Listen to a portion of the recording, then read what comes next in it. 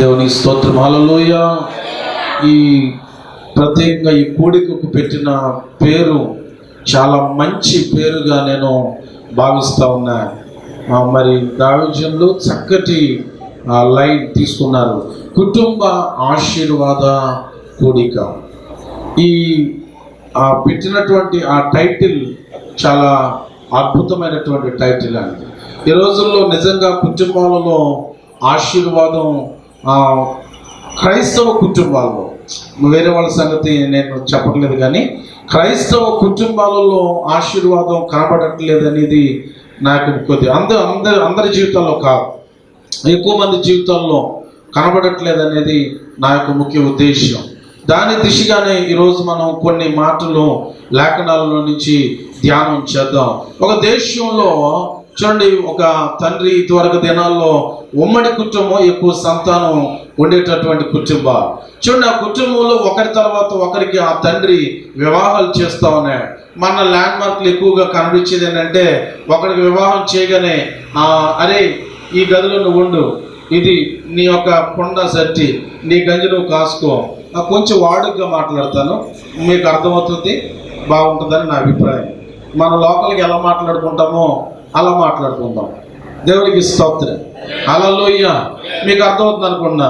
అరే నువ్వు గంజి నువ్వు కాసుకో, నీ పాటలు నువ్వు పడు. ఎంతవరకు నేను పెంచాను, పెళ్లి చేశాను, ఇక ఆ బరువు భారం ఏదో నువ్వే చూసుకో అని అన్నాడు. రెండో వాడికి కూడా పెళ్లి చేశాడు, అదే పరిస్థితి. అరే అదిగో అదే వివాహం సిద్ధం చేశా, నీ సంగతి ఇక నీ బాధ నీదే. అట్లా అందరికి వివాహం చేశాడు. ఆ తండ్రి వృద్ధాప్యంలోనికి వచ్చేసిన తర్వాత వారికి ఉన్నటువంటి కొంత ఏదైతే తండ్రి సంపాదించాడో, తలకు కొంత ఇచ్చాడో, వాళ్ళలో ఉన్నటువంటి స్కిల్స్ని బట్టి ఒకడికి వ్యవసాయం అంటే ఇష్టం, వాడు వ్యవసాయం చేస్తున్నాడు. మరొకడికి వ్యాపారం అంటే ఇష్టం, వ్యాపారం చేస్తున్నాడు. మరొకడికి ఇంకోటేదో ఇష్టం. అట్లా వాళ్ళ పనులు వాళ్ళు చేసుకుంటా ఉన్నారు. అందులో ఆ కుటుంబంలో ఒక వ్యక్తికి వ్యాపారం అంటే ఇంట్రెస్ట్. ఆ వ్యక్తి గురించి మనం ధ్యానం చేద్దాం ఈరోజు. ఆ వ్యక్తి వ్యాపారం చేస్తూ ఉన్నాడు. అతనికి చూడండి, రగ్గులు అమ్మటం. ఆ ప్రాంతం, ఆ దేశంలో ఎక్కువగా చలి ఎక్కువగా ఉండటం, వాతావరణాన్ని బట్టి రగ్గులు అమ్మటం. అలాగే ఆ దేశంలో విగ్రహారాధన ఎక్కువ. అతడు కొత్త కొత్త విగ్రహాలను తయారు చేసి ఆ దేశంలో అమ్ముతూ ఉండేవాడు. చూడండి, అతనికి వివాహం చేసిన తర్వాత చూడండి, టైం గడుస్తూ ఉంది, సంవత్సరాలు గడుస్తూ ఉన్నాయి, రొటీన్ లైఫ్ రన్ అవుతూ ఉంది. ఉదయం లేస్తూ ఉన్నాడు, తన యొక్క పని చేసుకుంటా ఉన్నాడు. ఆ తర్వాత వ్యాపారానికి వెళ్తా ఉన్నాడు, తట్టలో పెట్టుకుని, నెత్తి మీద బుట్ట పెట్టుకుని, చూడండి భుజానికి తగిలించుకుని ఆ దేశంలో చూడండి, ఆ ప్రాంతంలో తిరిగి అమ్మి మరలా సాయంత్రానికి ఇంటికి వస్తూ ఉన్నాడు. అంత వండుకుంటున్నారు, భార్య భర్తలు తిని పడుకుంటున్నారు. సంవత్సరాలు గడిచిపోతూ ఉన్నాయి. వారికి వివాహం అయింది, కానీ సంతానం లేదు. జీవితంలో మెల్లగా నిరాశ స్టార్ట్ అయింది. నిన్నటికి లాగానే ఈరోజు కూడా ఉంది, మొన్నటికి లాగానే ఈరోజు కూడా ఉంది. లైఫ్లో కొత్తదనం ఏమీ లేదు. సంవత్సరాలు గడిచిపోతా ఉన్న లైఫ్లో ఒక బ్లెస్సింగ్ అనేది, ఆశీర్వాదం అనేటటువంటిది లేదు, ఎదుగుదల అనేది లేదు. జనరల్గా మన లోకల్లో వాడేటటువంటి పదం ఏంటంటే, వాడు ఎంత కొట్టుకున్నా కానీ బెత్తిరేనంట, అమ్మ ఏంటంటమ్మా అంతే ఉంటుందంట. వాడు ఎంత ప్రయాసపడినా, ఎంత కష్టపడినా వాడి జీవితం అలాగే ఉంటుంది, కుటుంబం అలాగే ఉంటా ఉంది. చూడండి, ఆర్థికంగా అతను అభివృద్ధి చెందలేకపోతున్నాడు, కుటుంబంగా అభివృద్ధి అంటే సంతానం లేదు, మానసికంగా కూడా అతని జీవితంలో అంత సంతోషమైనటువంటి జీవితం లేదు. లేఖనంలో మనం అతని గురించి చదివితే అతని జీవితంలో నవ్వు అనేది, అంటే సంపూర్ణంగా హార్ట్ఫుల్గా, హృదయపూర్వకంగా నవ్వటం అనేది తన జీవితంలో లేదు. కారణం ఏంటంటే, తన జీవితంలో అలాంటి కార్యాలు ఎప్పుడు జరగలేదు. తన లైఫ్ రొటీన్గా జరుగుతూ ఉంది, వెళ్ళిపోతూ ఉంది, అంతే. చూడండి, అలా అనుకుంటూనే తన లైఫ్లో 75 సంవత్సరాలు వచ్చేసినాయి. 75 సంవత్సరాల్లో చాలా నిరాశలోకి వెళ్ళిపోయాడు. తన జీవితంలో చూడండి, ఒక శుభకార్యం లేదు, ఒక సంతోషమైన కార్యం లేదు, చూడండి ఆనందించేటటువంటి పరిస్థితి లేదు, ఆర్థికమైన అభివృద్ధి లేదు, కుటుంబమైన అభివృద్ధి లేదు, మానసికంగా నెమ్మది కలిగినటువంటి జీవితం కూడా అతనికి లేదు. అనుకుంటానే వృద్ధాప్యం వచ్చేసింది. 75 ఇయర్స్ వచ్చేసాయి. చూడండి, తన తన భార్య యొక్క గర్భము ఉడికిపోయిందని లేఖనాల్లో, స్త్రీ ధర్మము నిలిచిపోయిందని రాయబడింది. ఇక పిల్లలు కనడానికి పనికిరానటువంటి ఒక పరిస్థితికి ఆమె వెళ్ళిపోయింది. ఇక తన జీవితంలో ఇంకేముంది, అయిపోయిందని అనుకునే ఒక భయంకరమైనటువంటి నిస్పృహలో అతడున్నాడు. ఆ రాత్రి చూడండి, తన స్థితిని ఎరిగినటువంటి దేవుడు, 75 సంవత్సరాలుగా తన లైఫ్ ని చూసినటువంటి దేవుడు ఆ రాత్రి అతన్ని దర్శించి అతనితో మాట్లాడుతూ ఉన్నాడు. అది ఆదికాండము 12వ అధ్యాయము 2వ వచనంలో మీరు ఆ మాట చదువుతారు.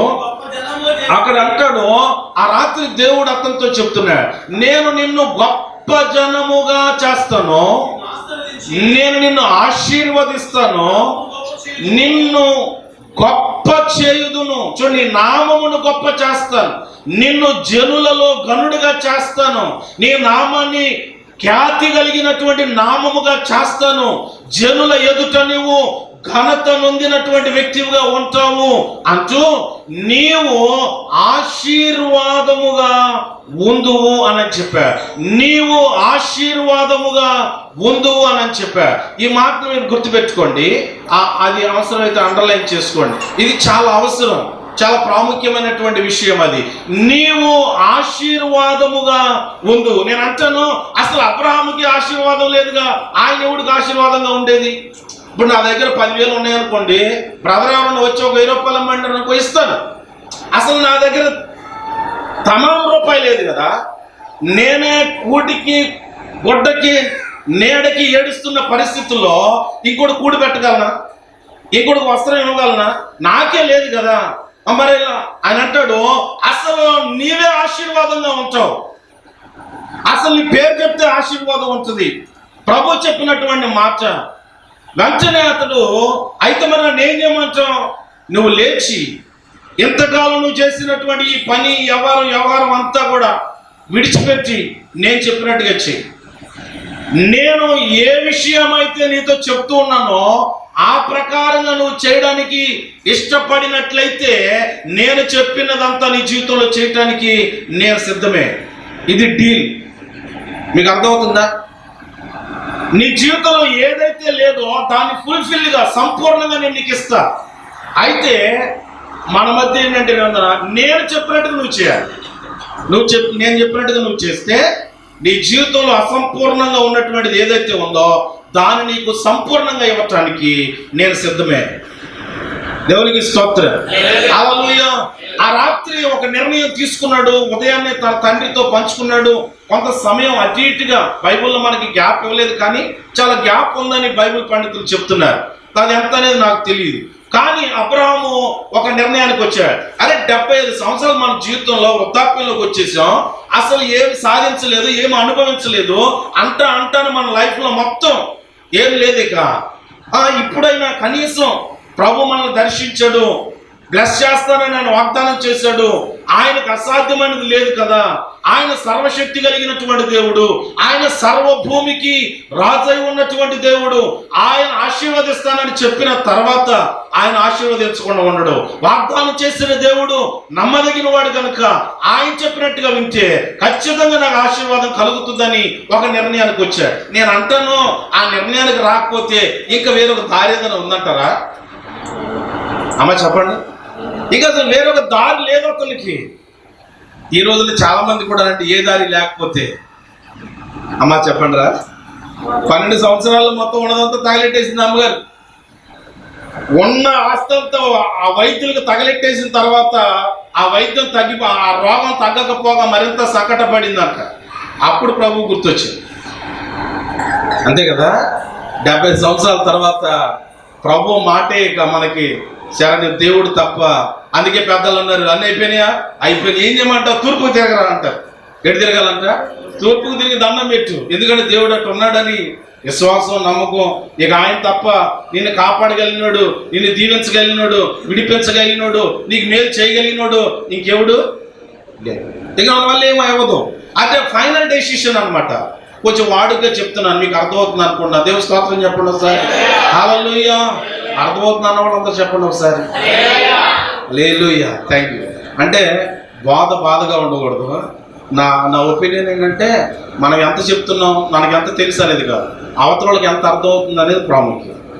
మా ఆత్మీయ తండ్రి యేసన్న గారు మాకు ఆ విషయాలు చెప్పారు. అరే నీకు ఎంత సంస్కృతం వచ్చినా, హిందీ వచ్చినా, ఇంగ్లీష్ వచ్చినా, దేశాల్లో లాంగ్వేజ్ అని వచ్చినా, ఆ ఎదురుగా ఉన్నవాడికి అర్థం అవ్వకపోతే అది నిష్ప్రయోజనమే. అంతే కదా, అది నా అభిప్రాయం. దేవునికి స్తోత్రం చెప్పండి, హల్లెలూయా. అయితే మాటను నమ్మండి, డీల్ సెట్ చేసుకోండి. అంటే దాని అర్థం దేవుడితో నిబంధన. ఎస్ ప్రభువా, నువ్వు చెప్పినట్టుగా నేను చేయడానికి సిద్ధమే, నా లైఫ్ని నువ్వు ఆశీర్వాదంగా మార్చు అని చెప్పి అతను బయలుదేరి కనానుకు వచ్చినట్లుగా మనం చూస్తాం. అక్కడ నివాసం ఉంటా ఉన్నాడు, అక్కడ బలిపీఠం కట్టాడు, అక్కడ దేవునికి ప్రార్థన చేస్తూ ఉన్నాడు.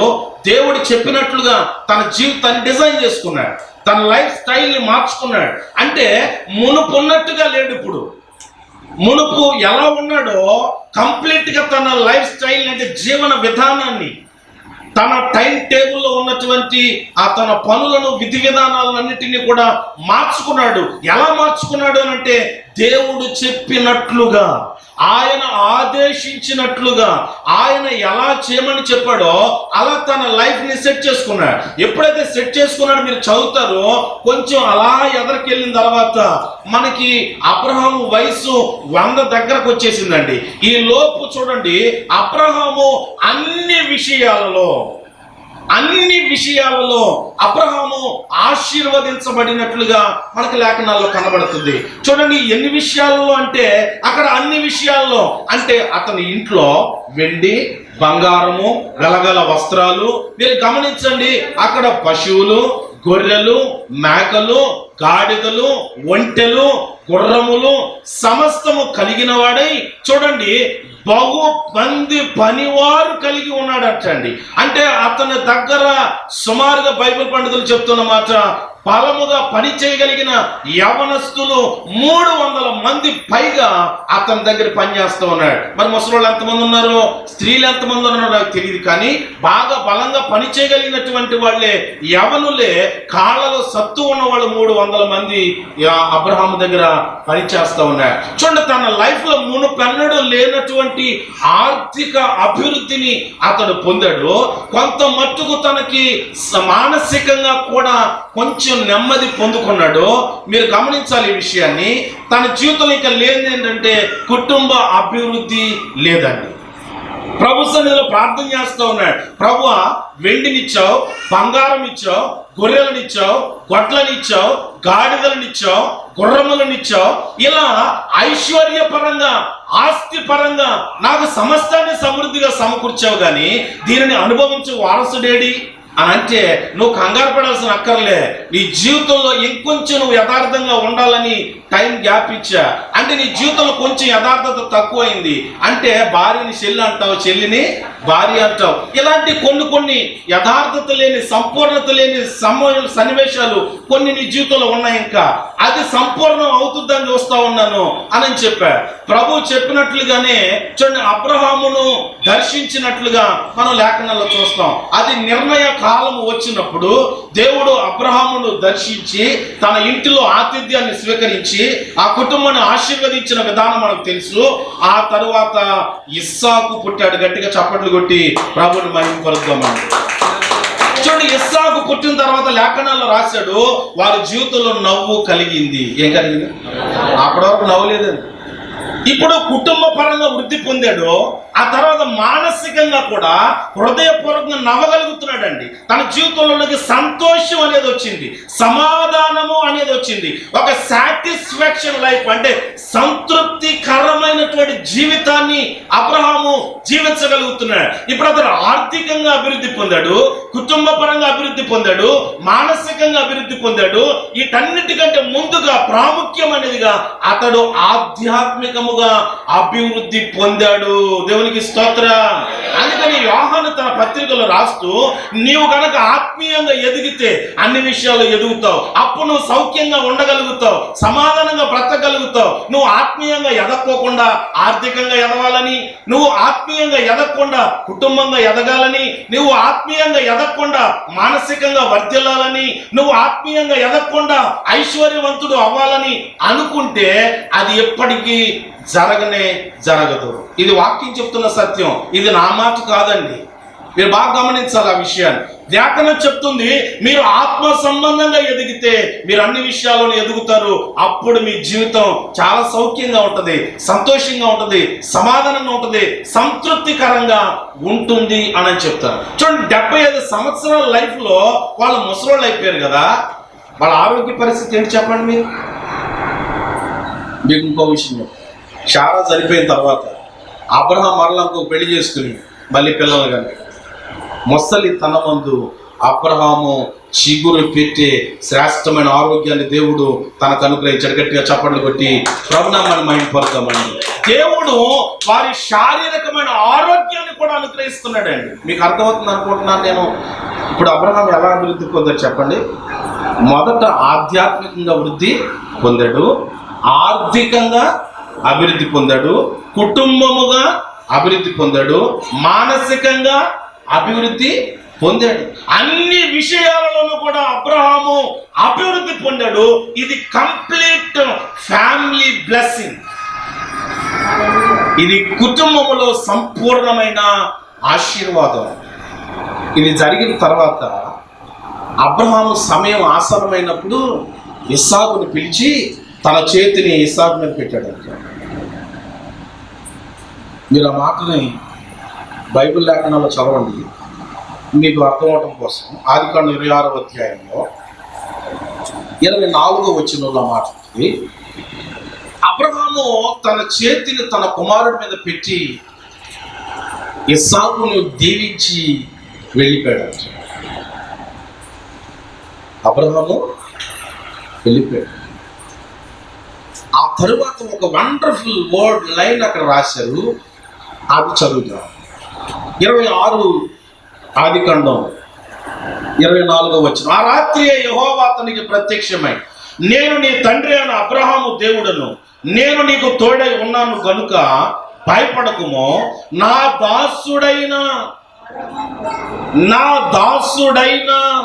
అబ్రహామును బట్టి, ఆ పాయింట్ అండర్లైన్ చేయాలి మీరు, నా దాసుడైన అబ్రహామును బట్టి నిన్ను ఆశీర్వదించి నీ సంతానమును విస్తరింప చేసేదనని చెప్పాను. గట్టిగా చప్పట్లు కొట్టి ప్రభునామాన్ని మహిమపరుద్దామండి. నేను మాట చెప్తున్నా, అబ్రహాము కుమారుడి మీద చెయ్యి పెట్టి బ్లెస్ చేసిన తర్వాత దేవుడు ఇస్సాకుతో మాట్లాడుతున్నాడు, నీ తండ్రి అయిన అబ్రహామును బట్టి నేను నిన్ను ఆశీర్వదిస్తా ఉన్నాను. మీరు సీదగా చదువుకుంటా పోతే అక్కడ ఇస్సాకు బహు గొప్పవాడు, మిక్కిలి గొప్పవాడగు వరకు అతడు క్రమముగా అభివృద్ధి పొందెను. అతడు విత్తనము వేసి 100 పంటను కోసెను. దేవునికి స్తోత్రం. హల్లెలూయా, హల్లెలూయా. ఇస్సాకు లైఫ్ ని మనం ఆలోచన చేస్తే నీతిమంతునిగా, చూడండి, ఆత్మ సంబంధముగా తండ్రి యొక్క ఎదుట పెరిగినటువంటి వ్యక్తిగా మనం చూస్తాం. అబ్రహాము ఇంట్లో ప్రార్థన చేస్తూ ఉంటే ఇస్సాకు పొలానికి పోయి ఏకాంతంగా అక్కడ ప్రార్థన చేస్తూ ఉన్నాడు. మీరు బాగా గమనించాలి. ఇస్సాకుని దేవుడు బహుగా మిక్కిలి గొప్పవాడిగా ఆశీర్వదించాడు. ఆర్థికంగా, కుటుంబముగా దేవుడు 2 కుమారులను అనుగ్రహించాడు. మీరు బాగా గమనించాలి. దేవుడు ఆశీర్వదించిన తర్వాత ఇస్సాకు యాకోబు మీద తన చేతిని ఉంచి యాకోబును ఆశీర్వదించిన తరువాత యాకోబు బహుగా ఆశీర్వదించబడ్డాడు. ఒక వట్టి చేతి కర్రతో యొర్దాను దాటి తన యొక్క మామ ఇంటికి వెళ్ళినటువంటి యాకోబు, చూడండి, వస్తు విస్తారమైన ఆస్తితో, ఐశ్వర్యముతో, కుటుంబముతో, భార్యలతో, పిల్లలతో, గొర్రెలతో, గొడ్లతో, వెండి బంగారాలతో, ఐశ్వర్యముతో తిరిగి వచ్చినట్లుగా లేఖనాలలో మనం చూస్తాం.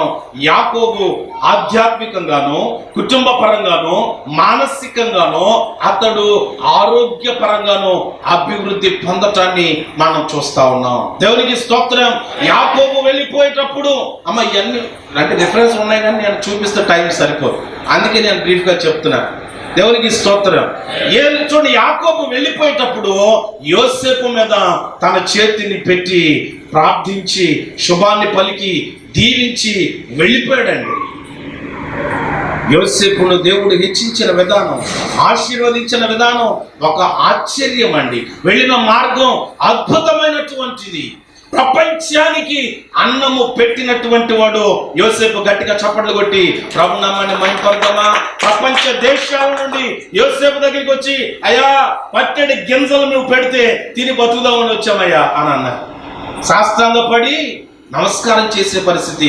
ప్రపంచానికి అన్నం పెట్టేటటువంటి వ్యక్తిగా దేవుడు యోసేపును ఆశీర్వదించాడు. యోసేపు కుటుంబ పరంగా, ఆధ్యాత్మికంగా, ఆర్థికంగా, ఐశ్వర్యంగా, కుటుంబంగా, మానసికంగా ఎదిగిన విధానాన్ని మనం చూస్తాం. దేవునికి స్తోత్రం. హల్లెలూయా. మీకు ఇంకో చిన్న విషయం చెప్తాను. సొలొమోను ఒక రోజు దేవుని మందిరానికి పోయి వచ్చిన ప్రార్థన చేస్తూ ఉన్నాడు. దావీదు చనిపోయిన తర్వాత గిబియోనులో ఉన్న దేవుని మందిరానికి ఇంటికాడ చేయకూడదా? రాజమందిరానికి చేయకూడదు ఏంటమ్మా? మరి సెపరేట్ మీకు మాట్లాడట్లేదు. మరి మందిరానికి ఎందుకు వెళ్ళినట్టు అంటారు? అమ్మ చెప్పట్లేదు మీరు. చాలా మందికి మరి మందిరాన్ని గురించి విలువ కూడా తెలవదు. మరి ఏం చేద్దాం? చాలా మందికి మందిరాన్ని గురించిన విలువ తెలియదండి. తెలియదు. చిన్న విషయం చెప్తారు. ఎప్పుడో నేను ట్రైనింగ్లో ఉన్నప్పుడు చెప్పారు ఏసన్న గారు. ఒక ఆవిడన్నంట వచ్చి, ఇది మొదలుకొని అయ్యారు ఇక రాను మందిరానికి అందంట. ఏమన్నట్టమ్మా? మందిరానికి ఇక రాను అన్నంట. ఏమ్మా ఎందుకని అని అంటే, 3 వారాల నుంచి చూస్తున్నాను, అందరికీ పాటెత్తున్నారు కానీ నాకు పాటెత్తలేదు. నేనంటే లెక్కలేదు మీకు అని అందంట. ఏమన్నట్టమ్మా? నేనంటే లెక్కలేదు మీకు అందంట. అమ్మ పాటల కోసమే నా మందిరానికి వచ్చే లెక్క అయితే నువ్వు రావద్దమ్మా అన్నాడట ఆయన మామూలుడు గారు. దేవునికి స్తోత్రం. హల్లెలూయా. పాటల కోసం వచ్చే లెక్క అయితే నువ్వు రావాల్సిన అవసరం లేదమ్మా అని అన్నాడట ఆయన. మీకు అర్థమవుతుంది అనుకుంటున్నాను. దేవునికి స్తోత్రం చెప్పండి ఒకసారి. స్తోత్రం, భాషను బట్టి స్తోత్రం స్తోత్రం స్తోత్రం అంటే ఈ లోపు లారీ డ్రైవర్ గారు వచ్చారండి. వచ్చి నిలబెట్టు అని అన్నాడంట.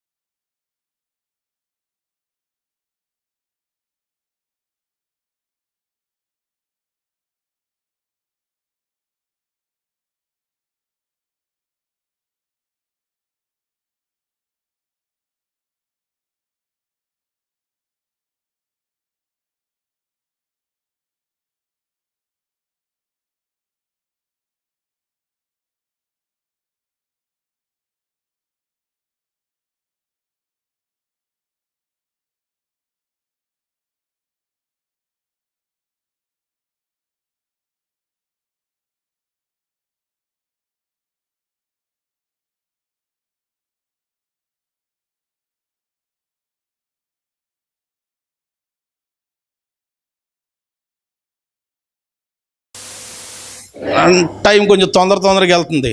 లేఖనాల్లోంచి చిన్న మాట చదువుతాం. మనకి లేఖనాలు రాజుల 2వ గ్రంథంలో 5వ అధ్యాయంలో 27వ వచనంలో గెహజీ అని కూడా ఒకడు కనబడతాడు.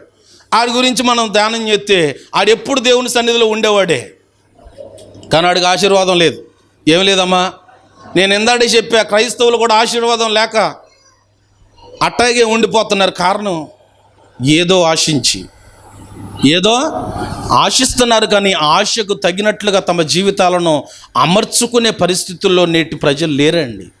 నేను ముందే చెప్పాను, అబ్రహాముతో దేవుడు చెప్పాడు, నేను చెప్పినట్లుగా నువ్వు చేస్తే నీ జీవితంలో కంప్లీట్ బ్లెస్సింగ్, నీకు కావలసిన సమృద్ధి అని ఆశీర్వాదాన్ని నీకు ఇస్తానని చెప్పాడు.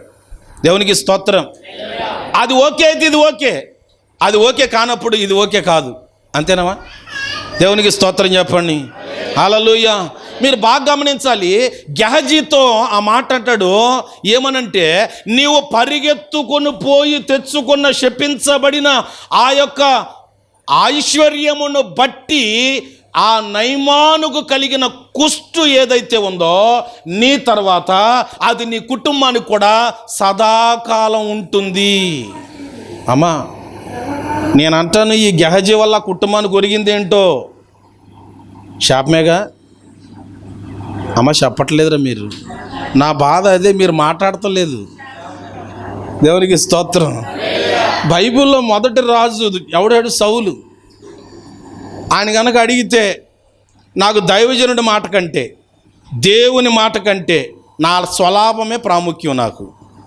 అమ్మా ఏందంట, నేను దైవజనుడి మాట ఎన్నో, దేవుడి మాట అయినా ఎన్నో, నాకు మంచిది ఏదైనా కనబడితే తెచ్చుకోవాలి, ఇంట్లో పెట్టుకోవాలి. అది దైవజనుడు చెప్పినా ఎన్నో, దేవుడు చెప్పినా ఎన్నో, ఎంతోడు చెప్పినా నేను ఎన్నో. కొంతమంది ఏంటంటే, మా పాస్టర్ గారు ఎప్పుడు అంతే, అయ్యగారిని నేను ఫేస్ చేయడం కొంచెం కష్టం, అందుకే అటు తిరగట్లేదు నేను ఇందాక నుంచి. ఆయన వాకింగ్ చెప్తే మొహం మీద కొట్టినట్టుగా తన్నినట్టు ఉంటుంది. ఎవడు ముఖం అయినా సరే 4 ముక్కలు అయిపోవాలి. అందుకని అన్నమాట. ఎవరైనా సరే, అది ఎవరైనా సరే, మొన్న నేను ఒక క్లాస్ ఎగ్గొట్టేసా, బైబిల్ క్లాస్. దాని గురించి నాకు కూడా క్లాస్ అయిపోయింది ఆల్రెడీ, అందుకే నేను అటు తిరగట్లేదు ఇందాకడి నుంచి. దేవునికి స్తోత్రం. హల్లెలూయా. ఎవడైనా చిన్నది చేస్తే మాత్రం దాన్ని ఖండించడంలో దైవజనులు చాలా సిద్ధంగా ఉంటారు. నాకు అది అయ్యగారిలో చాలా బాగా నచ్చింది. నేను దాన్ని అందుకే సాత్వికంతో స్వీకరించాను. అయ్యగారు ఇంకోసారి అలా జరగదు అని కూడా చెప్పాను. మీ అందరు సభాముఖంగా కూడా అయ్యగారికి మరోసారి చెప్తున్నాను. దేవునికి స్తోత్రం. హల్లెలూయా. ఆడు ఎలాంటోడంటే, దైవజనుడు చెప్పినా ఎండో, సాక్షాత్ దేవుడు చెప్పినా ఆడికి ఏదన్నా మంచిది, కాస్ట్లీది, క్వాలిటీది దొరికితే తెచ్చి ఇంట్లో పెట్టుకుంటాడు. అది శాపగ్రస్తమైందనే సరే. ఏం జరిగిందని అడిగితే, ఆఖరికి దావీదు వలేసి దేవుతాడు కుటుంబంలో ఒక్కడే ఒకడు దొరికాడు. అంటే మిగతా వాళ్ళందరూ, అమ్మ మీరు ఎవరు మాట్లాడతలేదు. సౌలు కుటుంబంలో ఎవడన్నా ఉన్నాడేమో ఒకసారి ఎతకండి దేశం అంతా అంటే, రాజు ఆజ్ఞాపిస్తే ఎతికితే ఎన్ని రోజులు ఎతికారు నాకు తెలియదు, కానీ ఒక్కడే దొరికాడండి. ఆడు కూడా దూరంగా ఉన్నాడంట. ఎక్కడున్నాడమ్మా? నేను అనుకుంటున్నాడు దూరంగా ఉన్నాడు కాబట్టి బతికిపోయాడు. దగ్గరగా ఉండుంటే ఆడికి కూడా ఆ శాపం.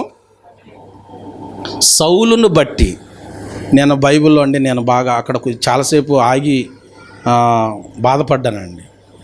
యోనాతాను ఎలాంటి వాడు అంటేనండి, శ్రేష్ఠుడండి. అసలు అలాంటి కొడుకు సౌలు కడుపున ఎలా పుట్టాడు అని అనిపిస్తుందండి ఈ జనరేషన్లో. అసలు ఆడి కడుపున ఎట్ట పుట్టావరు నువ్వు ఇంత దరిద్రంగా అంటాం మనం, అనవా? కొన్ని సందర్భాలు అంటాం. అలాంటి శ్రేష్ఠుడండి యోనాతాను. బైబిల్ పండితులు యోనాతానుని యేసుక్రీస్తుతో పోలుస్తూ ఉంటారండి. అంత శ్రేష్ఠుడండి. ఏమైపోయాడు తెలుసా?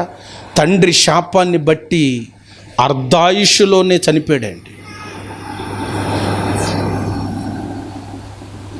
తండ్రి శాపాన్ని బట్టి కొడుకు నాకు ఎంత మంచోడంటే, దాన్ని మన భాషలో లోకల్గా చెప్పాలంటే, అరే మంచితనానికి నిలువెత్తిన నిదర్శనం రా. ఆడింకా యవ్వనకాలం ముగింపబడక మునిపే వాడు కొద్ది దినాల్లోనే చనిపోయాడు. ఎంత బాధ ఉంటుందండి. నేను చాలా బాధపడ్డానండి. కారణం ఏంటో తెలుసా? ఆ ఇంట్లో ఆ తండ్రి, ఆ ఆ కుటుంబానికి శాపాన్ని తీసుకుని వచ్చాడు. ఆ గెహజీ తన ఇంటి వారికి శాపాన్ని తీసుకుని వచ్చాడు. మీకు అర్థమవుతుంది అనుకుంటున్నాను. యోనాను బట్టి వాడకు తుఫాను వచ్చిందండి. యోనాను బట్టి బైబిల్ ఇలా చెప్పాలంటే చాలా విషయాలు ఉన్నాయి. నేను అంటున్నా, అబ్రహామును బట్టి ఇస్సాకుకు, ఇస్సాకు బట్టి యాకోబుకి, యాకోబు బట్టి యోసేపుకి, కుటుంబానికి, పనివారికి, తోడబుట్టిన వారికి, చూడండి రక్త సంబంధికులకి, పనివారికి కూడా ఆశీర్వాదం కలిగితే ఏళ్ల వలన ఆ కుటుంబానికి శాపమే కదండి. ఏం మిగిలిందండి? నేను అది చెప్తున్నాను. చాలా కుటుంబాల్లో అండి శాపాన్ని మోస్తూ ఉన్నారండి. నేను కూడా ఒక క్రైస్తవ కుటుంబంలో పుట్టాను. ఒక నామకార్థ క్రైస్తవ కుటుంబం. ఒక నామకార్థ క్రైస్తవ కుటుంబంలో పుడితే నాకు ఒరిగిందంటే తెలుసా? దేశదిమ్మరి. నా పెద్ద చెల్లి యొక్క కాపురం బద్దలైపోయింది. నా చిన్న చెల్లి కుటుంబ పరిస్థితి చితికిపోయినాను. కారణం ఏంటో తెలుసా? ఒక నామకార్థ క్రైస్తవ కుటుంబంలో పుట్టడమే మా శాపం. మీరు వినాలి, మీరు వింటున్నారు అనుకుంటున్నాను నేను. ఒక నామకార్థ క్రైస్తవ కడుపున పుట్టడం ఒక శాపం అండి. ఆడికి దేవుని మందిరాన్ని గురించిన విలువ తెలవదు, దేవుని వాక్యాన్ని గురించిన విలువ తెలవదు, దేవుని గురించిన విలువ అంతకంటే తెలవదు. ఒక ఆత్మ సంబంధమైనటువంటి జీవితం ఈ లోకంలో మనం ఎందుకు పుట్టామో కూడా, ఎందుకు బతుకుతున్నాడో కూడా తెలియదండి. ఆ జీవితానికి అర్థం, పరమార్థం అంటూ ఏమి, నీ వల్ల ఏమిరా లాభం అంటే ఆడు ఏమీ చెప్పలేడు. ఈ మధ్యకాలంలో మా నాన్నగారు బైబిల్ పట్టుకొని అడవుడిగా వెళ్ళిపోతున్నాడు. ఇప్పుడు ఆయన వయసు సుమారు 60. ఇప్పుడు ఆయన వయసు సుమారు దగ్గర 60. ఇప్పుడేం సాధిస్తాడండి? మీరు చెప్పాలి. మా నాన్నగారు నేనేం కించపరచట్లేదండి, మీరు వేరేగా అనుకుంటున్నారేమో. ఇప్పుడేమైనా సాధిస్తాడా? ఇప్పుడేమైనా అవుద్దా? మీరు చెప్పట్లేదు. 3 పిల్లలను పుట్టాం, 3లో ఒక్కడికి ఆశీర్వాదం ఉంది. ఎందుకు? సుమారు 60 సంవత్సరాలు బతికి నువ్వు నీ కుటుంబానికి సంపాదించింది ఏంటి? నీ వల్ల నీ సంతతికి ఒరిగిందేంటి, కలిగిందేంటి? నువ్వు శాపం అనుభవించింది కాకుండా నిన్ను బట్టి నేను కూడా శాపాన్ని అనుభవించాను. నీ కడుపును పుట్టినందుకు ఆ బరువు, నా భారాన్ని నేను కూడా, అంతే కదా, 4-5 తరాలు ఆ శాపాన్ని బైబిల్ చెప్తుంది కదా, నేను చెప్తున్నానా? అమ్మ చెప్పట్లేదు, మాట్లాడతలేదు మీరు. 19 సంవత్సరాలు దేశ దింబర్లాగా బతికానండి నేను. శాపగ్రస్తమైనటువంటి జీవితాన్ని జీవించాను. మీరు నమ్మరు, హైదరాబాద్ మొత్తం కాలి నడకతో తిరిగాను. నాని ఆదరించే దిక్కులేనివాడిగా తిరిగాను, అనాథగా తిరిగాను. శాపగ్రస్తమైన జీవితాన్ని, కడుపు తినటానికి తిండి లేక, కట్టుకోవడానికి బట్టలు లేక, కాళ్ళకు చెప్పులు లేక తిరిగానండి. భయంకరమైన దుర్భరమైనటువంటి జీవితాన్ని జీవించాను. ఈ బతకటం కంటే చావటం చాలా ఈజీ, చావు చాలా ఈజీ అని అనిపించిందండి. మనసుకు నెమ్మది లేదు, కుటుంబంలో సమాధానం లేదు, ఆర్థికపరమైన ఆశీర్వాదం లేదు, కుటుంబపరమైన ఆదరణ లేదు. ఏం మన జీవితం, మన బతుకు, మన జీవితంలో సాధించింది ఏమన్నా? నిజంగా ఒక భయంకరమైన దుర్భరమైన జీవితాన్ని జీవించానండి. చెల్లికి సంబంధం వస్తే చాలా మంచోడని ఊరు వాడ చెప్తే ఏదో అన్నట్టుగా 1000 అబద్ధాలు ఆడి పెళ్లి చేయమన్నట్టుగా ఆడు 1000 అబద్ధాలు కాదు 2000 అబద్ధాలు చెప్పారు. 4 కాలాలకి ఆ కాపురం బద్దలైపోయింది. చెల్లి పుట్టింటికి అంకితమైంది. ఇంకొక చెల్లికి పెళ్లి చేస్తే అది కూడా అబద్ధాలతోనే కట్టబడి అంతంత మాత్రంగా ఉన్న కుటుంబం. ఏంటి దీని ఫలితం? ఎందుకు? కారణం ఏంటి? ఎవరు దీనికి కారణం? ఎప్పుడన్నా ఆలోచించారా? ఇలాంటి సిచ్యువేషన్స్ ఎప్పుడన్నా ఆలోచించారా అని చాలామంది ఏమనుకుంటారంటే, జనరల్గా అందరి జీవితాల్లో జరుగుతుంది కదా, అంటే నీ జీవితంలో కూడా జరగాల? అరే పక్కింట్లో, ఎదురింట్లో, వెనకింట్లో కూడా ఇంతే కదా, అంటే నీ ఇంట్లో కూడా అంటే అలాగే పోతావా? ఒక ఆయన అన్నాడు, అయ్యగారు నేను ఎట్టగా అయిపోయాను, ఆడు బాగా చదువుకోవాలి అయ్యగారు అని అన్నాడు. ఆవిడ ప్రయోజకుడు అవ్వాలి అయ్యగారు, నా బతికి ఎట్టగా అయిపోయింది, ఆడు బాగా ప్రయోజకుడు అవ్వాలి అయ్యగారు. ఎట్టవుతాడు? నువ్వు చెప్పాలి నాకు.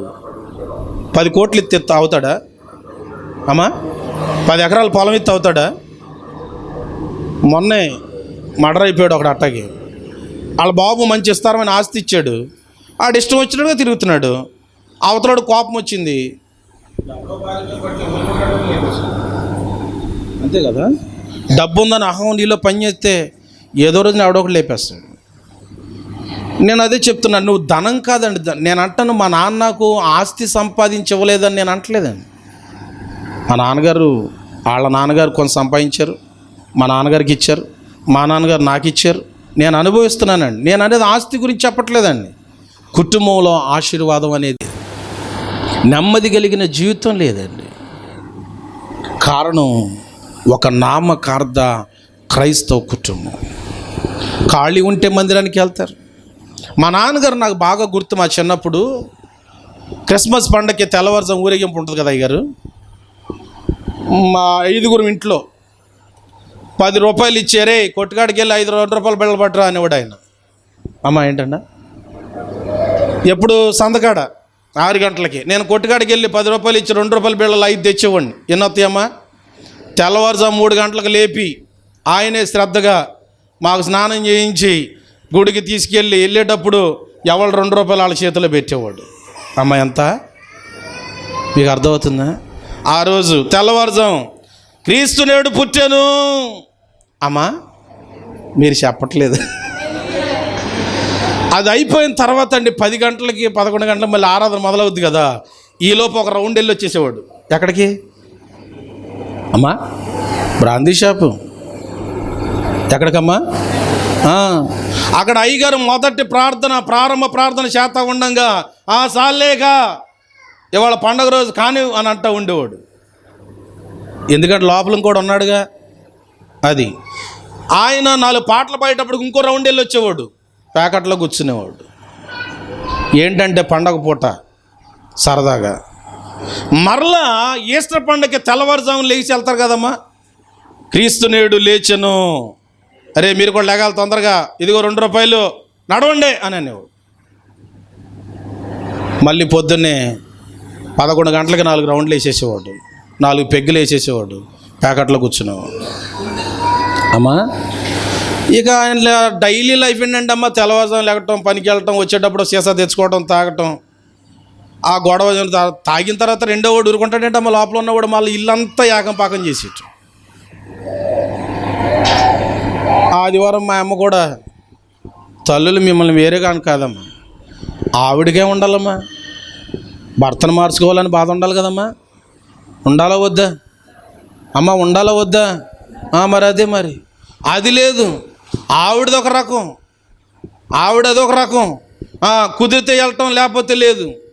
ఇప్పుడుగా అంటే ఒక రకంగా చెప్పాలంటే ఒక 10 ఏళ్ళ నుంచి ప్రార్థన చేస్తుంది ఆవిడ. అంతకితం ఆవిడకి ప్రార్థన అంటే ఏంటో, వాక్యం అంటే ఏంటో నాకు తెలిసి, నేను ప్రభువుని నమ్ముకునేంత వరకు మా అమ్మగారికి బైబిల్ కూడా లేదు, కానీ క్రైస్తవ కుటుంబంలో పుట్టింది ఈ దరిద్రం. ఇలాంటి వాళ్ళు ఎంతమంది ఉన్నారు? మరి దానివల్ల మనకు కలిగేది ఏంటండి? అంతే కదా. మీకు బాగా అర్థమవుతుంది అనుకుంటున్నాను నేను.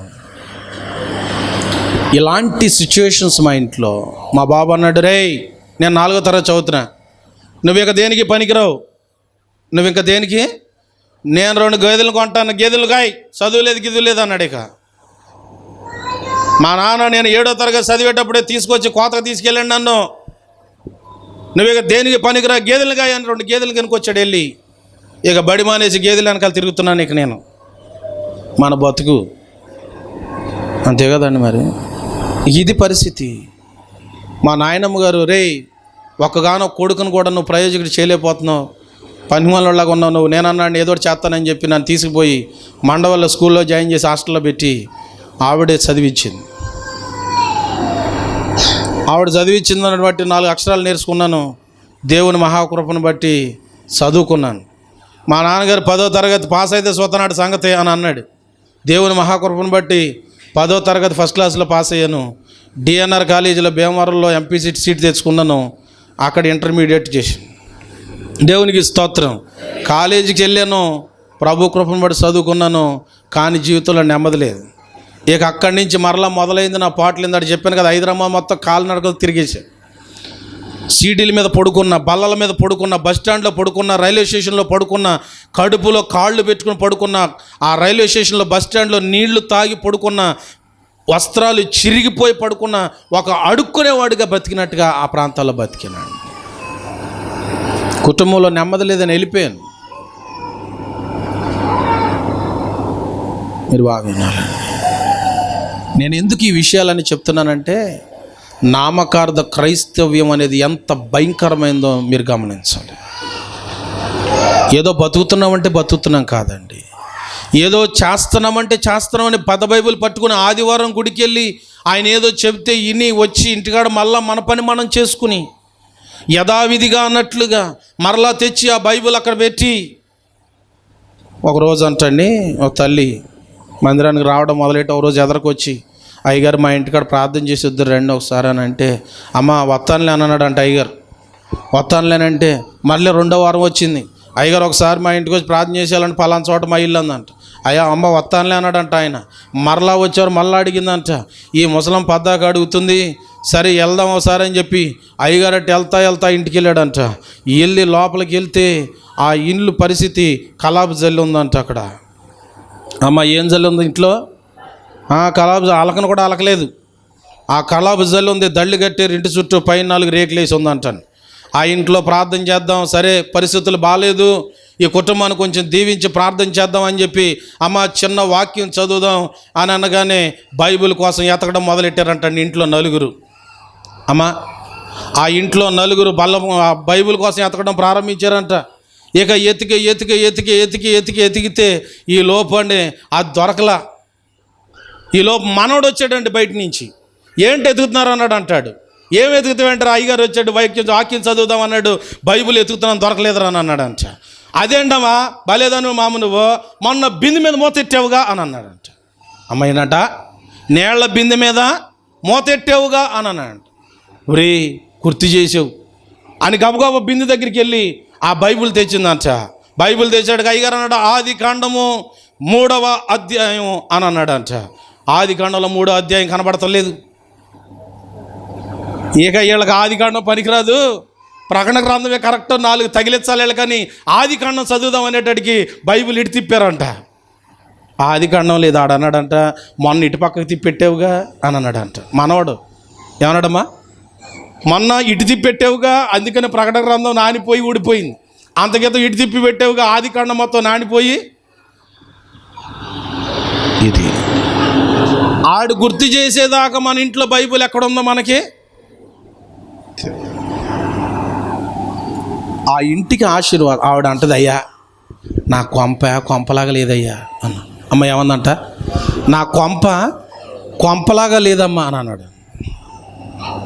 మా తల్లి ఎట్టుంటే కొంపలాగా ఎట్టుకుంటుంది, కంపలాగానే ఉంటుంది అన్నాడంట ఆయన. కంపలాగానే ఉంటుంది. ఏంటమ్మా అంటే, కొడుకయ్యా తాగుబోతయ్యా, ఇదిగో ఆడు భార్య ఏమో కని నా మీద పడేసి అది ఎండు వదిలేసి పోయిందయ్యా. అమ్మ ఏంటంట, మీరు వింటున్నారండి? వాళ్ళని వదిలేయండి, మీరు వినండి. దేవునికి స్తోత్రం చెప్పండి ఒకసారి. హల్లెలూయా. ఆడు వీర తాగుబోతయ్యా, ఆడు తాగి ఆరోగ్యం పాడే ఆ పక్క గదిలో పడున్నాడు మంచం మీద. ఆడు భార్య ఏమో 4 కానీ నా మీద పారేసి వదిలేసి పోయిందయ్యా. ఈ పిల్లల్ని పోషించలేక ఆడికి వైద్యం చేయించలేక నేను పాటలు పాడి సత్తనానయ్యా. ఎందుకు కన్నానయ్యిండని బాధపడుతున్నానయ్యా అని. మీకు అర్థమవుతుంది అనుకోండి. ఇలాంటి పరిస్థితులన్నిటికీ ఒక కారణం చెప్తున్నాను, మన కుటుంబాల్లో మార్పు లేకపోవటం. ఒక ఆధ్యాత్మికమైన ఉద్యమం లేకపోవటం, ఒక ఆత్మ సంబంధమైన క్రమము మన జీవితాల్లో లేకపోవటం అండి. అబ్రహాము తన జీవన విధానాన్ని మార్చుకున్నాడు. 75 సంవత్సరాలు బ్రతికినట్లుగా దేవుడు పిలిచిన తర్వాత బ్రతకడం మానేసి దేవుడు చెప్పినట్లుగా బ్రతకటం ప్రారంభించాడండి. దేవుని మాట చొప్పున బ్రతకడం ప్రారంభించాడండి. దేవుని వాక్యము చొప్పున బ్రతకడం ప్రారంభించాడండి. తన జీవితంలో బలిపీఠం కట్టడం, ప్రార్థన చేయటం ప్రారంభించాడండి. దేవుని వాక్యాన్ని వినటం ప్రారంభించాడండి. దేవుని మాట చొప్పున బ్రతకడం ప్రారంభించాడండి. అబ్రహాము ఆశీర్వదించబడటమే కాదు, తన పిల్లలకు తరము వెంబడి తరమునకు ఆశీర్వాదముగా ఉన్నాడు. ప్రతి చోట ఏమని చెప్పాడో తెలుసా? నేను నీ తండ్రి అయిన అబ్రహాము దేవుడను, ఇస్సాకు దేవుడను, యాకోబు దేవుడను, నేను నిన్ను నిశ్చయముగా ఆశీర్వదిస్తాను. గట్టిగా చప్పట్లు కొట్టి ప్రభునామాన్ని మహింపరుద్దాము. నేనంటాను, కుటుంబ యజమానురాలిగా, కుటుంబ యజమానిగా నీవు ఆధ్యాత్మికంగా సరైనటువంటి విధానములో ఉంటే, నీవు దేవుని ఎదుట సరి అయినటువంటి వ్యక్తిగా ఉన్నట్లయితే, ఆత్మ సంబంధమైన ఎదుగుదల నీలో ఉన్నట్లయితే, నీవు నీ కుటుంబానికి ఆశీర్వాదముగా ఉంటావు. లేదంటే నీవే నీ కుటుంబానికి శాపముగా మారుతావు. నిన్ను బట్టి నీ సంతతి శపించబడుతుంది. ఇది నువ్వు గుర్తించాలి. నేను అంటాను, నువ్వు ఏం చేసినా నీ పిల్లల భవిష్యత్తును బాగు చేయలేవు. నేను అంటాను, దైవజనుడు గద్దించినప్పుడు సౌలు తన ప్రవర్తనను సరిచేసుకుని ఉంటే శ్రేష్ఠుడైన కుమారుడు బతికుండేవాడు కదండి. రాజరికం సింహాసనం ఉండేది కదండి. కుటుంబం పచ్చగా ఉండేది కదండి. సరి చేసుకోవడానికి ఇష్టపడ్డా మనిషి. ఎవడు చెప్పినయ్యుండో, దైవజనుడిగా దేవుడు చెప్పినయ్యుండో. ఎలా వస్తుంది నీకు ఆశీర్వాదం? సౌలును బట్టి కుటుంబం మొత్తం నాశనం అయిపోయిందండి. అంతకంతకు కూడా నేరసిల్లిపోయినటువంటి అనుభవం నా జీవితంలో. అలాంటి పరిస్థితి, ఒక నిరాశలోకి వెళ్ళిపోయి 3 సార్లు నేను ఆత్మహత్య ప్రయత్నం చేశాను. హైదరాబాద్లో ఉన్నానప్పుడు అరబిందో ఫార్మాలో ఉద్యోగం చేస్తూ ఉన్నాను. చిన్న వయసులోనే దేవుడు నాకు ఒక మంచి ఉద్యోగాన్ని అనుగ్రహించాడండి. ఆ ఉద్యోగం చేస్తూ ఉన్న దినాల్లో 3 సార్లు నేను ఆత్మహత్య చేసుకోవడానికి ప్రయత్నం చేశా. ఇంటికి రావడానికి ఇంటి దగ్గర పరిస్థితులు ఏమాత్రం కూడా అనుకూలంగా లేని పరిస్థితి, అక్కడ ఉండలేని పరిస్థితి, ఇక్కడికి రాలేని పరిస్థితి, బతకలేని పరిస్థితి, ముందుకు వెళ్ళలేని పరిస్థితి. భవిష్యత్తు నాకు కనబట్టలేదండి మంచిగా. నేను 3వసారి ఆత్మహత్య ప్రయత్నం చేసినటువంటి సందర్భంలో ప్రభు నన్ను దర్శించారు.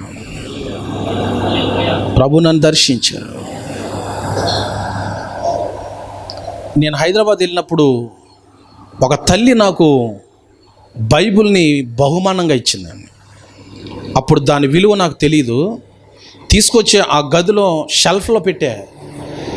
బ్యాచిలర్ లైఫ్ కదండి, నేను ఒక్కడనే, నాకు సింగిల్గా ఉండటం, ఫస్ట్ నుంచి ఇండివిజువల్గా ఉండటం, ఒక్కడిగా ఉండటం, చీకట్లో ఉండటం ఇష్టమైనటువంటి వ్యక్తిని. నేను చాలా రిజర్వ్డ్గా ఉండేవాడిని.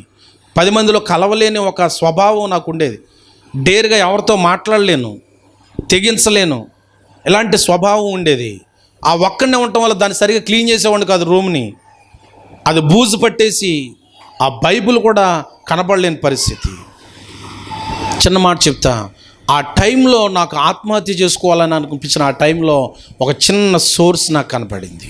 నా చూపు ఆ పరిశుద్ధ గ్రంథం వైపు వెళ్ళిందండి. నేను వెంటనే ఆ బూజంతా కూడా తీసి ఆ పరిశుద్ధ గ్రంథం, నాకు తెలియదండి అసలు దీని గురించి, మీరు నమ్మండి నమ్మకండి. నేను ఎందుకు ఈ విషయం చెప్తున్నానంటే, మా తల్లి నాకు ఆ విషయం చెప్పలేదు, నా తండ్రి నాకు ఆ విషయం చెప్పలేదు. ఇది దేవుని పరిశుద్ధ లేఖనాలు, ఇది బ్రతుకులను బాగు చేస్తుందిరా, దీన్ని చదవాలి, ధ్యానించాలి, దీని ప్రకారంగా బ్రతకాలి అని నాకు చెప్పిన వాడు ఎవడం లేడండి. ఎవరు చెప్పాలి? చెప్పారా? ఏనాడన్నా కూర్చోబెట్టి చదివించారా? ఏనాడన్నా కూర్చోబెట్టి ప్రార్థన చేయించారా? మీరు చేయిస్తున్నారా? ఆలోచించండి. నేను ఓపెన్ చేశాను తప్ప దీన్ని ఎలా చదవాలో నాకు తెలియదండి. ఆ బైబిల్ ఓపెన్ చేసి అలా పెట్టి ఏం చేయాలో తెలియదు. మన ప్రార్థన రాదుగా, మనకి ఎవడు నేర్పాడండి ప్రార్థన? బైబిల్ అంట, బైబిల్ దేవుడు అంట, గొప్ప కార్యాలు ఈ బైబిల్ ఇచ్చేటప్పుడు చెప్పింది ఆవిడ. ఆ మాటలు గుర్తొచ్చినాయి. ప్రభువా, నాకు వచ్చిరాని విధానంలో నువ్వు కార్యాలు చేస్తావని ఈ బైబిల్ ఇచ్చిన ఆవిడ నాతో చెప్పింది. నేను నిజంగా చనిపోయే పరిస్థితిలో ఉన్నాను. నువ్వేదన్నా చేస్తే నా జీవితంలో కార్యం, నువ్వు దేవుడు వంట కదా. అప్పటికే నేను కాశీ నుండి కన్యాకుమారి వరకు అన్ని దేవతలు, దేవుళ్ళు, కొండలు, కోనలు, లోయలు, గుట్టలు, చెట్లు, పుట్టలు అన్నీ ఎక్కేసి తిరిగేసి గుండ్లు కొట్టించేసి సాష్టాంగ నమస్కారాలు చేసేసి పుణ్య స్నానాలు చేసేసి అన్నీ చేసేసా. నెలకొకసారి శ్రీశైలం వెళ్ళిపోయేవాడిని, సోమవారం శివాలయానికి వెళ్ళిపోయేవాడిని, మంగళవారం మన హనుమాన్ దగ్గరికి వెళ్ళిపోయాడు. వాళ్ళు పోతూ ఉండి తాగుతూ ఉండేవాడిని. జీవితంలో నెమ్మది లేనప్పుడు అన్వేషణ కదా, అన్నీ చేసేసా. ఒకటన్నాను, అన్నీ చేసేసాక మిగిలింది ఇది ఒకటే.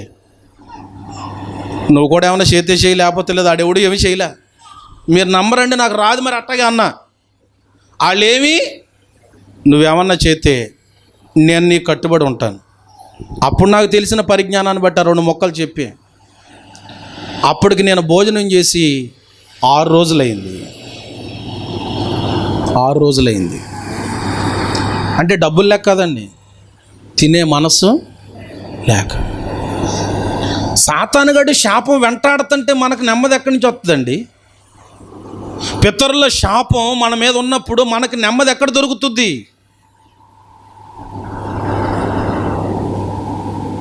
నేను సోయ తప్పి అట్లాగే నిద్రపోయాను, పడుకుని అయిపోయాను. ఆ రాత్రి దేవుడు నన్ను దర్శించాడు. యెషయా గ్రంథంలో నుంచి ఒక శ్రేష్టమైనటువంటి మాట నాకు వినబడుతూ ఉంది. నేను నిన్ను ఏర్పాటు చేసుకున్నాను, అన్యజనులకు నేను నిన్ను వెలుగా చేస్తాను, నేను నిన్ను నా సేవకునిగా ఏర్పాటు చేసుకున్నాను. కానీ ఆ మాట ఎక్కడుందో మనకు తెలియదు. అసలు బైబిల్లో ఆది కాండం ఎక్కడుందో, ప్రకటన గ్రంథం ఎక్కడుందో, కీర్తన గ్రంథం మనకి అసలు దానిలో 0 నాలెడ్జ్, మనకు తెలియదు ఆ విషయాలు. అలాంటి ఒక సిచ్యువేషన్లో నేనున్నానండి. ఆ రాత్రి ఆ వెలుగులో ఆ స్వరాన్ని నేను విన్నానండి. మీరు నమ్మరో, 6 రోజులు భోజనం చేయక సోయి తప్పి పడిపోయిన నేను ఉదయాన్నే చాలా ఆరోగ్యంగా లేచి కూర్చున్నానండి. నాకు చాలా ఆశ్చర్యం అనిపించింది. మీరు నమ్మండి, బైబిల్ అలా ఓపెన్ చేసే ఉంది, నా మనస్సు దాని మీదకి వెళ్ళింది. ఏదైతే అది చదువుదాం, మనం చదువుకున్నాం కదా అని చెప్పి చదవటం ప్రారంభించానండి. 23వ కీర్తన మొదటి నుండి ఆఖరి వరకు చదవటానికి నాకు అరగంట పట్టిందండి. మరి దాన్ని మన వాక్యం చదవటం అంత ఈజీ కాదండి. డాక్టర్ చదివినోడు కూడా వాక్యం చదవలేడు అంత నీట్గా, అంత కష్టంగా ఉంటుంది. అరగంట పట్టింది నాకు, కానీ దాంట్లో పరమార్థం నాకు తెలియదు.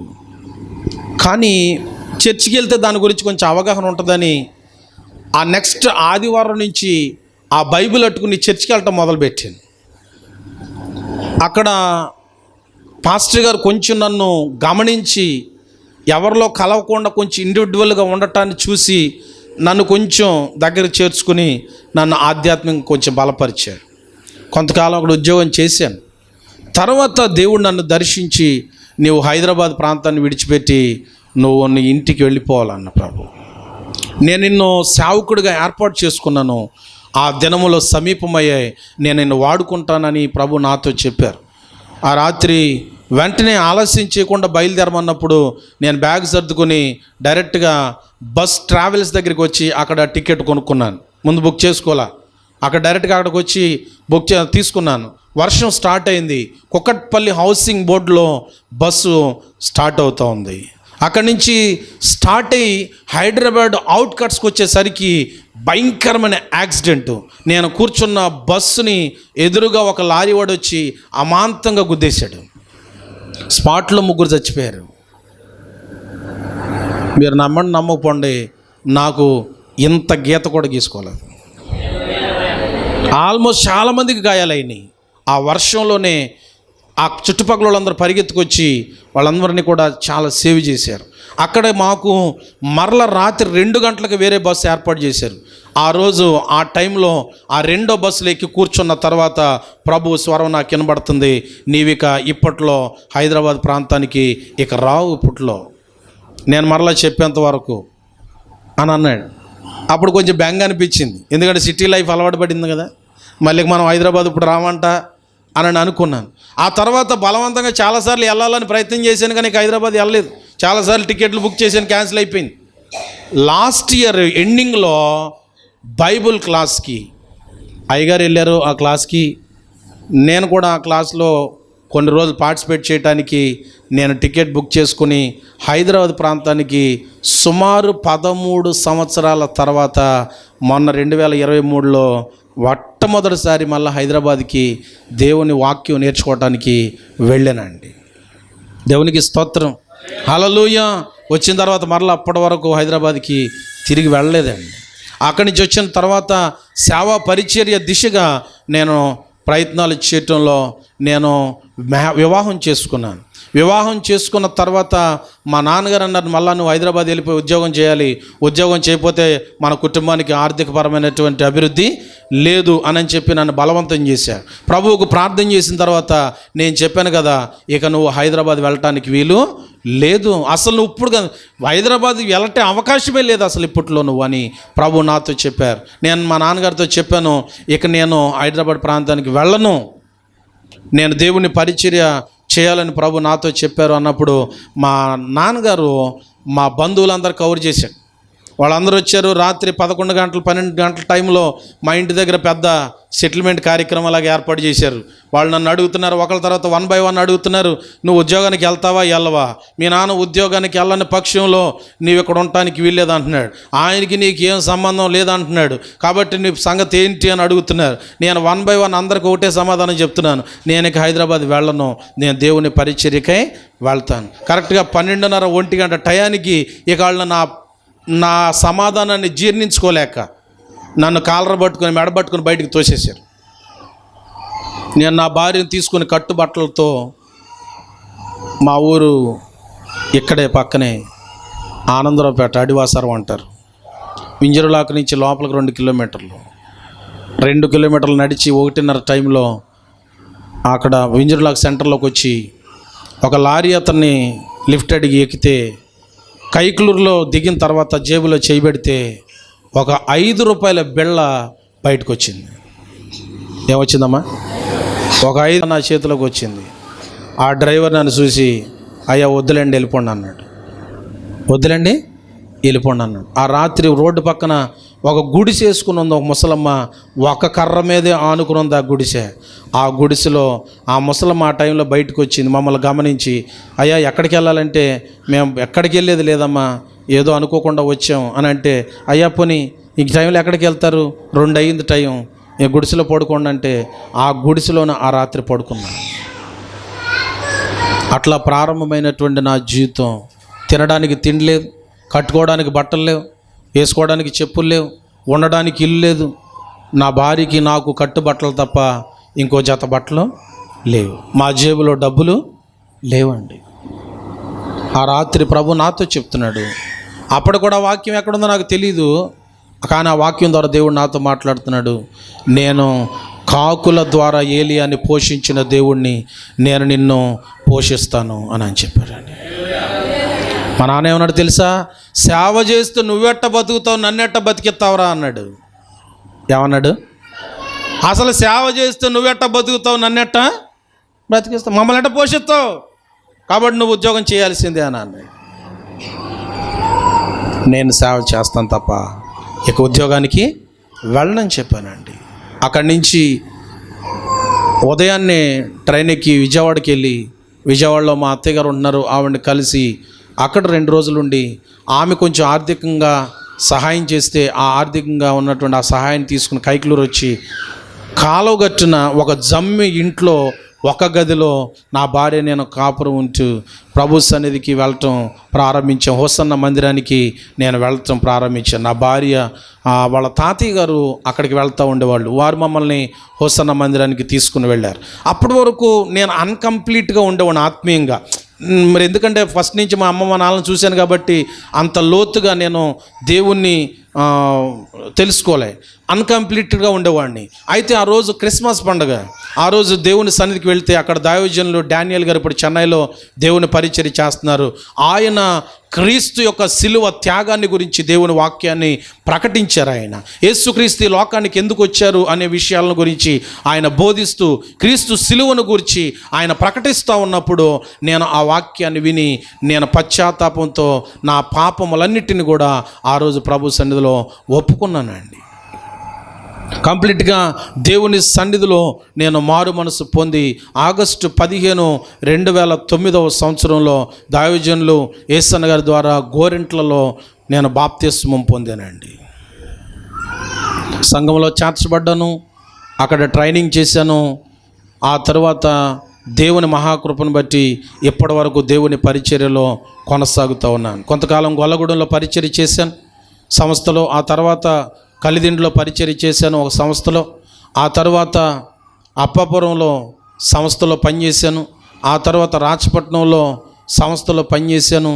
ఇప్పుడు దేవుని కృపను బట్టి సంస్థల్లో సేవలో చాలా ఆటంకాలు, పెద్దలు అనే ఆటంకాలు, వాళ్ళ ఆధిపత్యం అనే ఆటంకాలు, దేవుని నడిపింపుకు అవకాశం లేనటువంటి సంఘాలుగా నేను చాలా కలత చెంది ఆ సంఘంలో నుంచి బయటకు వచ్చి సంస్థలో సేవ మాని నేను ఇప్పుడు సొంతగా అనగా ఇండివిజువల్గా దేవుని పరిచర్యను జరిగించడానికి నిర్ణయం తీసుకున్నాను. దేవుని మహాకృపను బట్టి కామిట్లంకలో చిన్న పరిచర్య జరిగిస్తూ ఉన్నాను. అలాగే రాచపట్నంలో దేవుని పరిచర్యను జరిగిస్తూ ఉన్నాను. గొల్లగూడెంలో దేవుని పరిచర్య జరిగిస్తూ అక్కడ ఒక బ్రదరు నేను సేవ చేస్తున్నప్పుడు రక్షణ పొందారు. అతను అక్కడ పరిచారకుడిగా దేవుని పరిచర్య జరిగిస్తూ ఉన్నాను. రాచపట్నంలో రీసెంట్గా అయ్యగారికి చెప్పాను, మొన్ననే ఒక స్థలం కొన్నాను, అందులో షెడ్డు ఒకటి ఉంది, దాని పనులు జరిగించాలి, దాని కొరకు ఆ పరిచర్య కొరకు ప్రార్థించాలని మిమ్మల్ని కోరుతూ ఉన్నాను. దేవుని మందిరం కట్టబడాలి. సుమారుగా నేను ఆ ప్రాంతంలో ఒక 6 సంవత్సరాలుగా దేవుని పరిచర్య చేస్తున్నాను. ఈ మధ్యకాలంలో నేను కొంత స్థలాన్ని కొన్నాను, అక్కడ మందిరం నిర్మాణం చేపట్టాలి. దాని విషయంలో ప్రభు నాకు సహాయం చేయాలని మీరు ప్రార్థించాలని కోరుతున్నాను. భార్య, నాకు 2 పిల్లలు, 2 కుమారులే. దేవుడు నన్ను బహుగా ఆశీర్వదించాడు, 2 కుమారులు ఇచ్చాడు. 2 కూడా జాగృతి ఇంగ్లీష్ మీడియం స్కూల్లో 6, 7 తరగతులు చదువుతున్నారు.